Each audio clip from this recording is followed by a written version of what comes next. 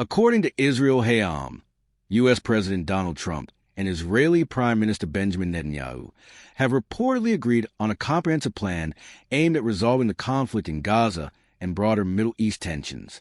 The reported agreement followed a four-way phone call held shortly after recent U.S. airstrikes on Iran. Participants in the call included President Trump, Secretary of State Marco Rubio, Prime Minister Netanyahu, and Israel's Minister for Strategic Affairs, Dermer.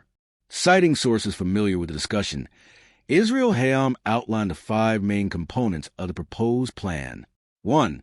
Ending the Gaza War. The plan calls for the war in Gaza to conclude within 2 weeks.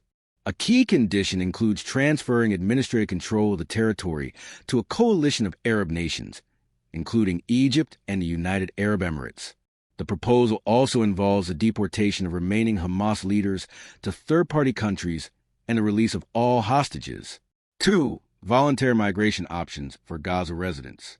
The U.S. and Israel reportedly agreed that several countries would offer relocation opportunities to Gaza civilians who choose to emigrate voluntarily. 3. Expansion of the Abraham Accords. The agreement envisions broadening the Abraham Accords to include additional nations such as Syria and Saudi Arabia. This expansion would involve the formal recognition of Israel by more Arab and Muslim-majority countries. Israel has already established diplomatic ties with the UAE, Bahrain, Sudan, and Morocco under the Accords. 4. Israeli-Palestinian conflict resolution.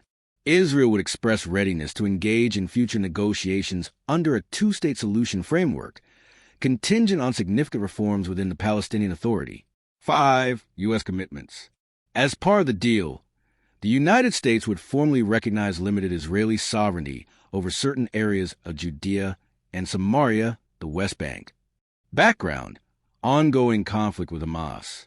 The current escalation traces back to Hamas's 2023 incursion into Israeli territory, which resulted in widespread civilian casualties.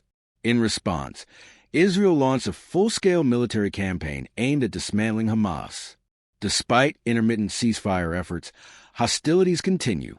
Just a month ago, Israel initiated a new military operation in Gaza, with Netanyahu stating the objective is full Israeli control over the enclave,